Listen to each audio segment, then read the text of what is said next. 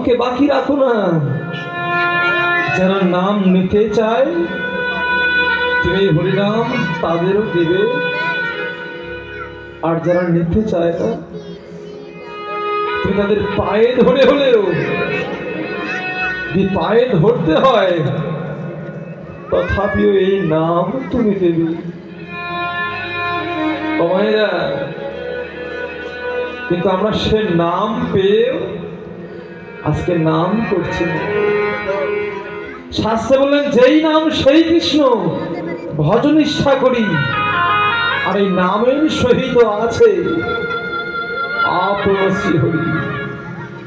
যেই নাম সেই কৃষ্ণ, যে যে গুরু ঘরের নাম সেই, যেই নাম সেই কৃষ্ণ। কিন্তু আমরা ভজন করি না। যেই নাম সেই কৃষ্ণ, কিন্তু সমস্যাটা কোথায় জানেন? আমাদের ভজনের নিষ্ঠাটা নেই। মহাজন বলছেন ভজন নিষ্ঠা করি। আর এই নিষ্ঠা করে নামের প্রতি বিশ্বাস রেখে যে একটাবার নাম করতে করতে নামের দেখা পাওয়া যায়, সেদিন ভক্ত আর ভগবানের এই মিলন হয়ে যাবে। নিতাই গৌর হরিবল হরি হরি।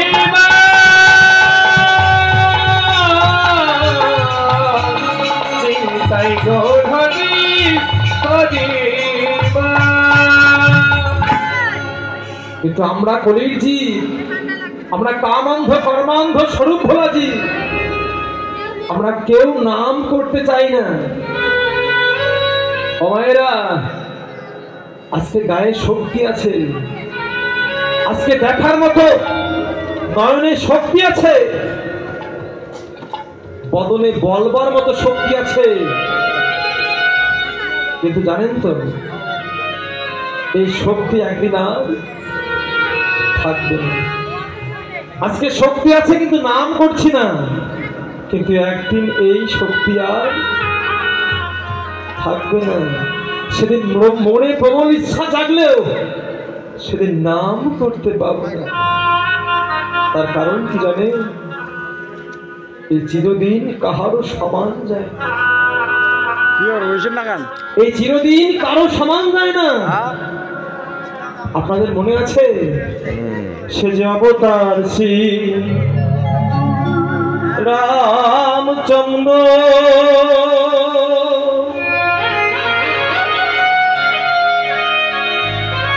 মা জানকীর পতি,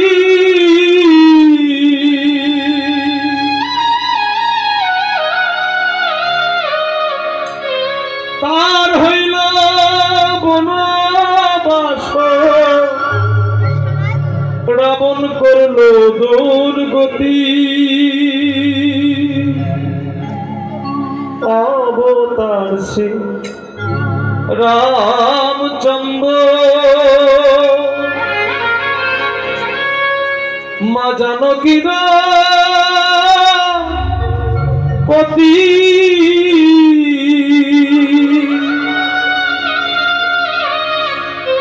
তার হইল বনবাস, রাবণ করল দুর্গতি।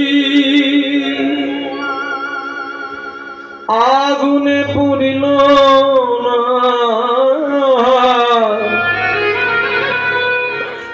আগুনে পুরিল না, কপালে লেখা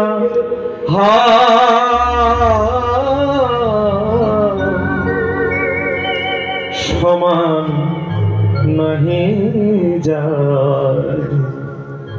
চিরদিন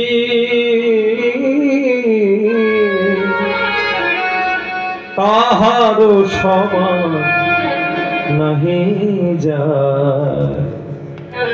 ও মায়েরা, ভগবান যাকে একবার ডুবিয়ে দিবে, জগতে কারো শক্তি নেই যে তাকে কেউ ভাসিয়ে তুলবে। আর ভগবান যাকে একবার ভাসাবে, জগতে কারো শক্তি নেই জগতে তাকে কেউ ডুবায়। মনে আছে? এই যে ভগবান রামচন্দ্র যখন পিতৃসত্তা মান্যর জন্য যখন ভগবান বনবাসে গেলেন, কত বছর মায়েরা?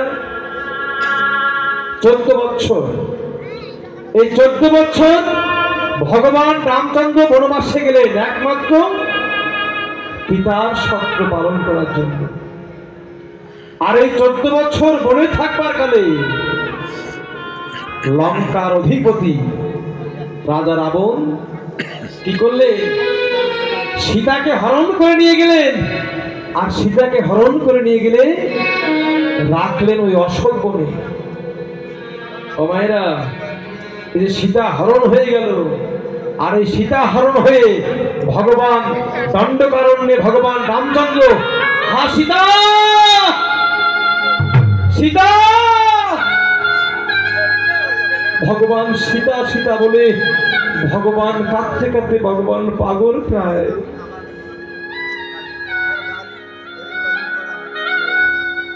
এই সীতাকে উদ্ধার করতে হবে। আর এই সীতাকে উদ্ধার করবে কি করে? ভগবান বুঝতে না পেরে ভগবান ছুটতে ছুটতে গিয়ে সেই ঋষিমুখ পর্বতে সেখানে সুগ্রীব, বানরের রাজা সুগ্রীব তার শরণাপন্ন হয়ে যখন বনের বানরে কেচড়ি সবাই একত্রে হয়ে যখন সিদ্ধান্ত হলো যে লঙ্কায় যাবে, রাবণের সঙ্গে যুদ্ধ করবে, কিন্তু মায়েরা লঙ্কায় যেতে যেতে দেখছে সামনে একটা বিশাল